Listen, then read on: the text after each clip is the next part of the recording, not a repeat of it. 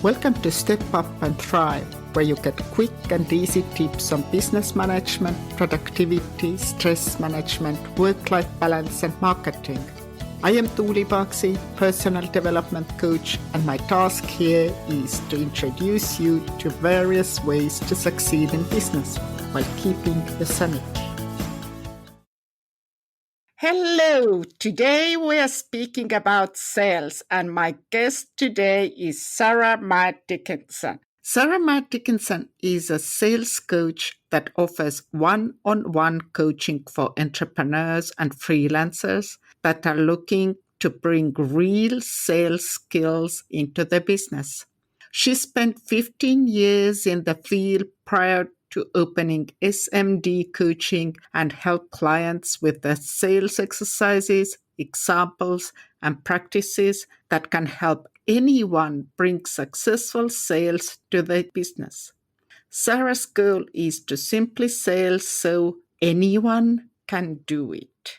Welcome, Sarah, to our podcast. Hi, Julie. Thank you for having me. It's so nice to speak about sales, and actually this is one of the most important thing for women entrepreneurs. Can you please share how you started and why on earth have you chosen sales? Sometimes I tell people it was chosen for me. So I grew up with two parents that were in sales. My mother was a realtor and my father sold insurance and cars.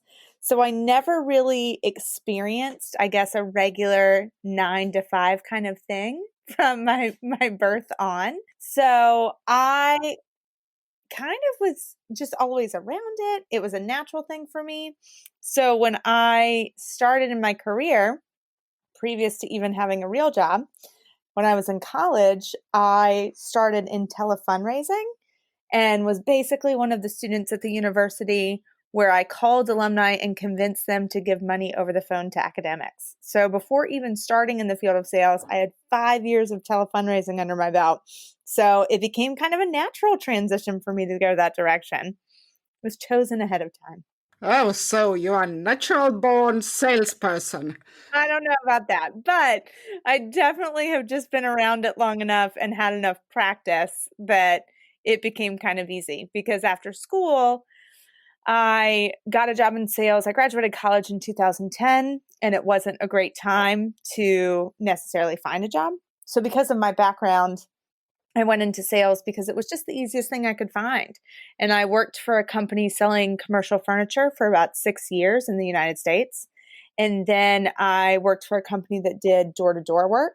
And really, I was trying to find a place that I could move up in the world. I would have a chance for advancement, but in 2017, my husband got the chance to go remote for his job. And we were living in a very expensive city in the US. We were living in Philadelphia. And we decided to move back where he's from in Alabama in the American South. So we moved down here. And I thought, oh gosh, what am I going to do next? I don't even know what this means. And I got on a website called Upwork and was doing some freelance sales work for people, just kind of doing some stuff here and there. And I saw a post asking about someone helping them with sales, doing a sales coaching job. And I turned to my husband and I said, I don't even know what that means. Don't people already know all the weird stuff that I've learned? And he was like, what? No, nobody learns that kind of stuff. So I thought, well, Nobody learns. He's like, what are you talking about? So I took on a few clients for basically $0 because I had no idea what I was doing, but I always really loved teaching. So I kind of got into the hang of it really quickly. And now 3 years later, it's my full-time job. So I teach people kind of all the fun, weird little basic stuff that can really change your mind about sales and make it seem easy to you just because you've never been taught it before. And knowing those basic pieces can kind of put the puzzle together and allow you to form that part of your business. I love 2 words what you mentioned, fun and easy. That's how I like to teach people about sales. It doesn't have to be terrible. Sales is not magic. It's just that you don't know how you're doing it yet. So we're going to teach you the basic stuff, and then you can actually find joy in that part of your business. Yeah, it's really weird. I know from myself that when I started my business, oh my God, it's more than 20 years ago. I hated selling myself. I did Mhm. whatever I had to do just to avoid that because it was so awful. Whew. And most people do, it's the hardest part of it, right? Like we know, particularly when you run your own business, you know your product, you know what you're doing, you know that you can help people. But there's for some strange reason, and I blame all of our thoughts on like the used car salesman, right? Like there's some strange reason that we all feel like sales has to be like sleazy or gross or like slimy. And it doesn't have to be. It can really just be about you confidently knowing how great your product is and being able to help people with whatever problem that they have and showing them that. When we now started to speak about sales, how can you set the goals? How does it work? How does sales work? Setting goals and doing all those maths related to that. Oh, sure. Sure. Sorry, you cut out for a second. And I was like, oh gosh.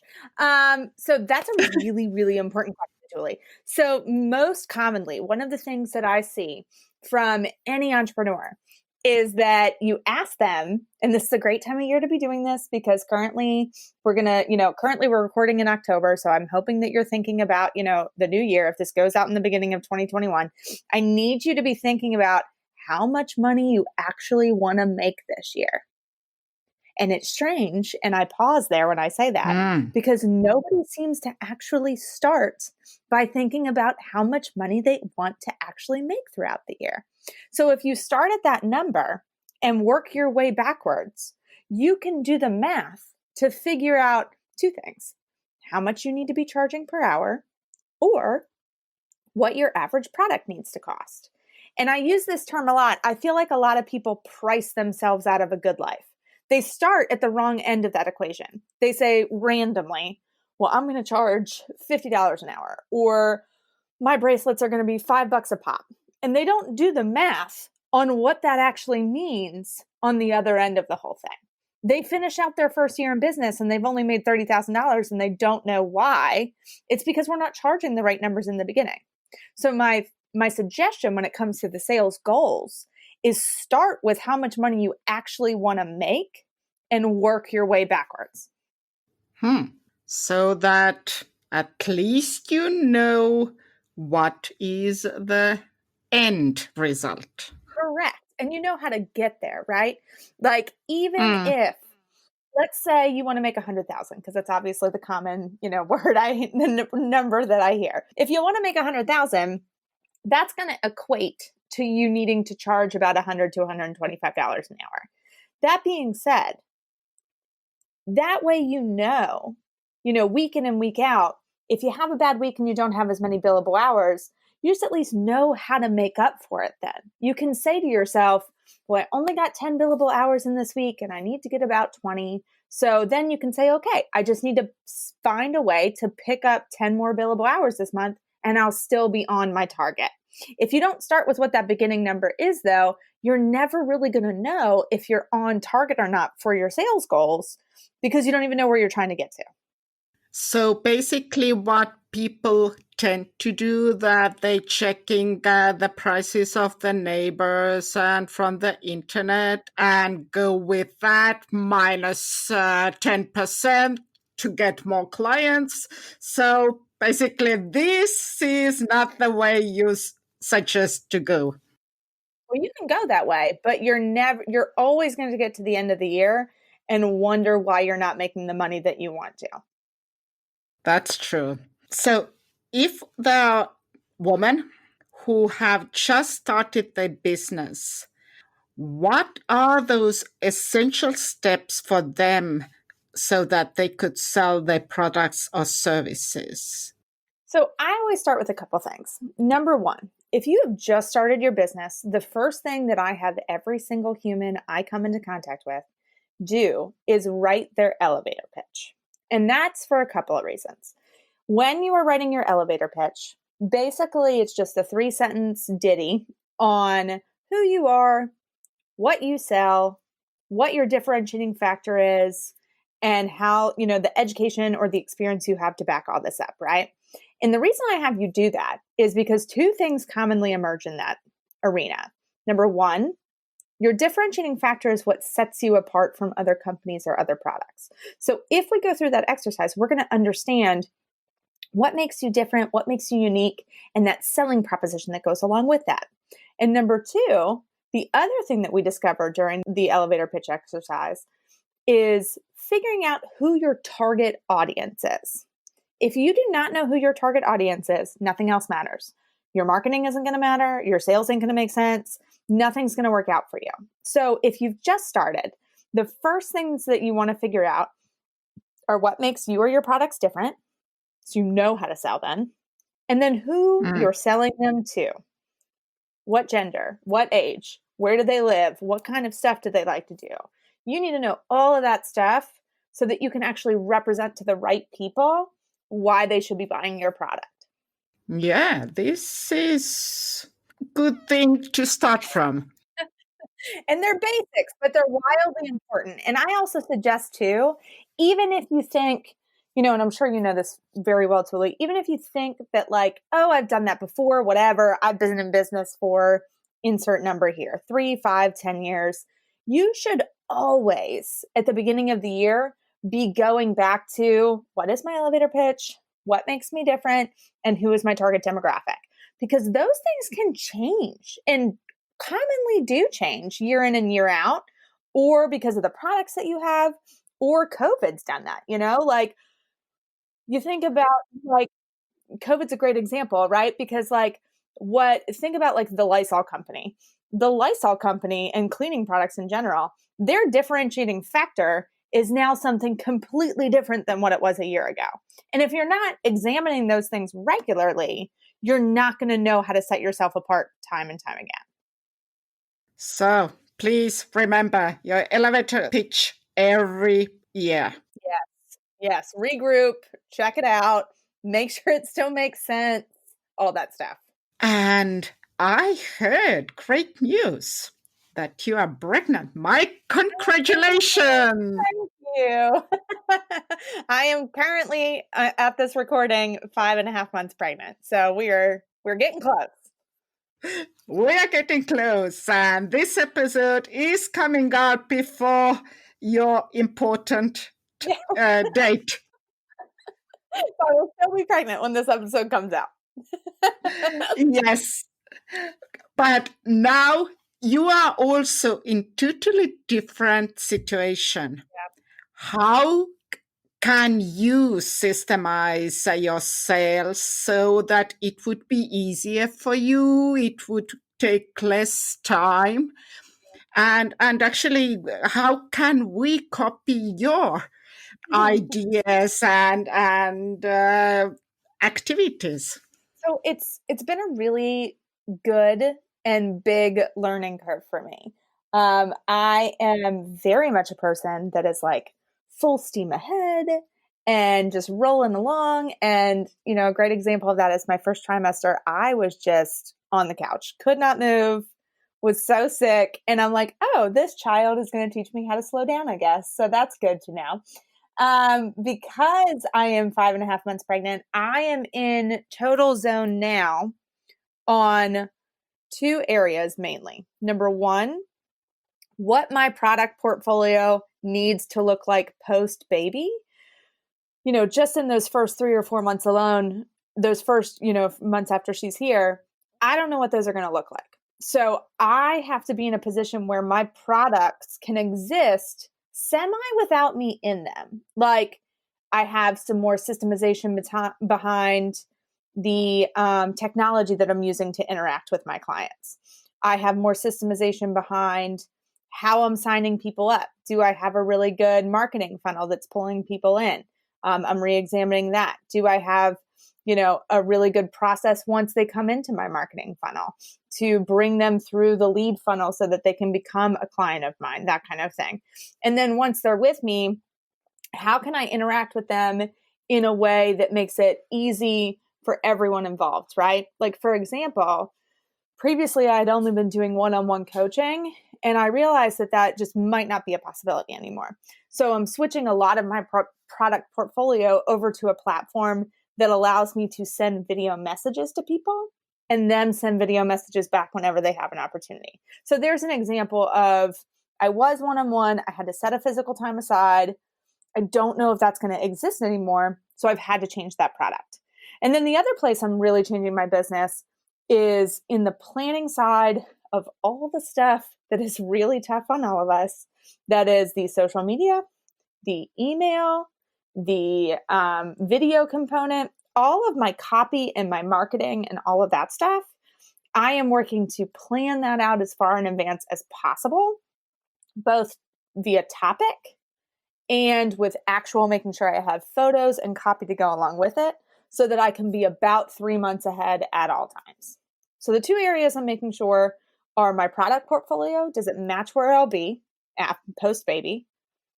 And I guess for those of you that do already have babies, does your product portfolio match your lifestyle, or is it getting in the way?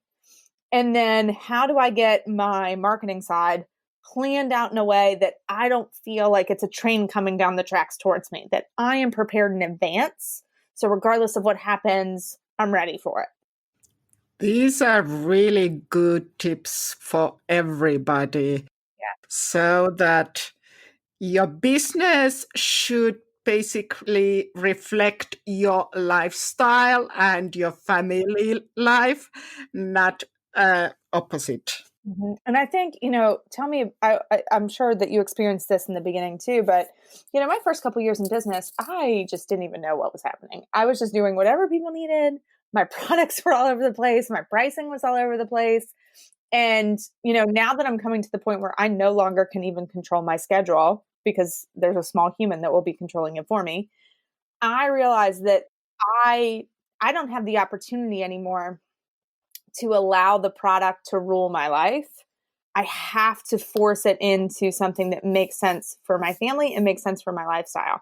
And I think, talking about the happiness side of everything, I think when those two things don't match up is commonly when we're unhappy in our profession or unhappy in our business, even as entrepreneurs. I think it's commonly because that's what's happening. The lifestyle that we've created from our product portfolio and the way that we sell isn't matching what we want actually out of our life. We are overwhelmed and panicking, Yeah. and yes. And we don't know where that's coming from, all of that kind of stuff. Yeah. So who is controlling what? Mm-hmm. Mm-hmm. Yeah. Don't let your products control you. Like, we commonly forget as entrepreneurs that we get to set everything up. Like, I always hear entrepreneurs saying, oh, my schedule's out of control, or, oh, I can't do this, or, oh, I can't do that. Well, fun fact, like, you run your business. It doesn't run you. So you actually get to create your schedule yourself and let yourself do that. Allow yourself to be happy in the business that you run. And if I start thinking not exactly back to 20 years, then I had a little bit different business, but my coaching started more than 5 years ago. And my services, my products, I have changed all of them. Some of my And you need services, to, I'm sure. yeah, I don't have anymore all of them because I looked at, okay, this is too much. I cannot keep up with those. So I have remodeled and redesigned and changed everything. And yeah, the happiness for me, it's so, so important. And as in the beginning, it was about joy and fun and easiness. This Mm-hmm. is also so, so, so important for me. Mm-hmm. Mm-hmm. And now it's time for our quick tips section, something that we do regularly on our podcast. So, my question is, what is your biggest revelation about sales? What have you understood now as you have worked for many, many years? What are those things that, oh, yes, You're like, that oh gosh, one? if I could have known that at 22, my Lord. the things I could have done. I think for me, I was really tough on myself in my 20s. I was very emotional when it came to sales and really assumed that, I worked for some pretty tough firms and really assumed that like when I didn't make my sales numbers, it was because I was like bad at sales.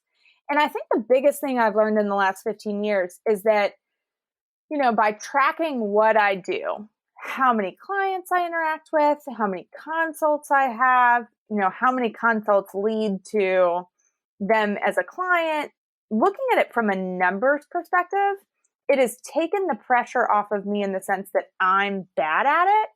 And it's been more about, oh, it's not that I'm bad at sales. It's just this one little part of my process needs improved. Let me just figure that part out and the whole thing can be improved. So for me, it was really just taking out the pressure of only looking at it from a big picture and kind of delving more into the statistical side of sales and seeing that it's not that you're bad at sales, it's just improving small pieces of it can really change the whole thing. Oh, that was good one. It was, I mean, and I'm sure you experienced that too, when you're Yeah. young and you're in business, it can be very cutthroat and it can be very like just a yes or no, like you're good or bad at it. And that's just really not the case. And that's my advice to anyone too who's kind of just new to the sales side of their business. Maybe they've never been comfortable doing it or, they just realize now they have to. But, there's a lot of places between newbie and expert. Like, you don't have to be an expert just to be good at it. And there's a lot of really small things that you can do just to improve yourself along the way. Thank you so much. You're welcome. And thank you, Sarah, for joining us and sharing all those amazing tips.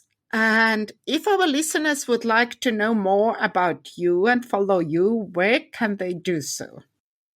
Sure. So, first and foremost, my website is sarahmaedickinson.com. There you're going to find some really good tips and info, as well as my membership. So, you can kind of see if you want to get some coaching, you can go there. It's a really great place to start. And then if you're on Instagram, I am at SMD Coaching. And I'm sure Julie will put this all in the caption and you can get it there. But there I put, tips and tricks and daily info just to kind of help you in your journey so that you can get quick info and hopefully improve your day. And all the links you will find from show notes. And actually, you have special call to our listeners. Yeah. You are recreating, or actually, you are doing totally different service.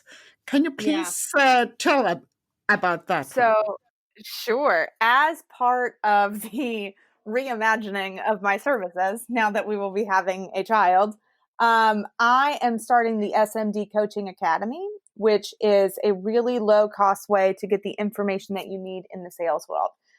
Basically, you can check it out at my website, but for $50 a month, you're going to be able to get not only group, but individual coaching with me via video, as well as access to all our blogs, downloadables, any videos that we do, and monthly workshops. And as part of being a listener today, we're going to do a coupon code that allows you to get the first month for free. So come Yay! check it out. Yay! Come check it out. And really, if you're just there to get some good, Q&A kind of activity, it's going to be a really good place for you to learn the things that you want without all the pressure of maybe going through an actual course, but being able to ask an expert your specific questions. Wow, that's great. And thank you so much for this possibility. Free month. Yes, Yay! And please. we'll put the coupon code in the notes so you can get it there. Yes, definitely. Thank you so much, Sarah. It was really amazing speaking with you. And my best wishes for you Thank and this you. little person inside you. Thank So, you. Thank you so much. It's been really fun. Come and check all the show notes and transcript at stepupandthrive.podcast.com/5.